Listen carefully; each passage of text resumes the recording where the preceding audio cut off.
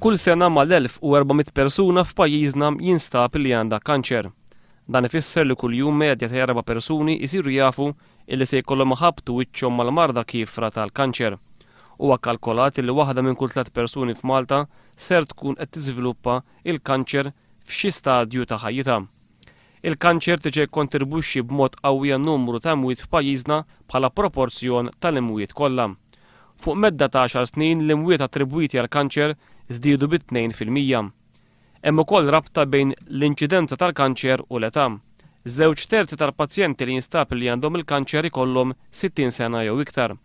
Bħal fil-bqija tad-dinja l-imwiet mill-kanċer f'Malta huma mistennija li jibqgħu jiżdiedu.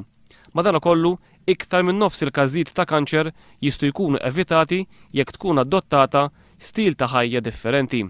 Fost oħrajn, jekk persuna ma tpejjibx, tevita xorb eċċessiv ta' alkoħol, iżżomm dieta bilanċjata, tagħmel attività fiżika f'livell moderat u tevita r-raġġi qawwija tax-xemx, tkun qed tnaqqas ir-riskju tal-kanċer.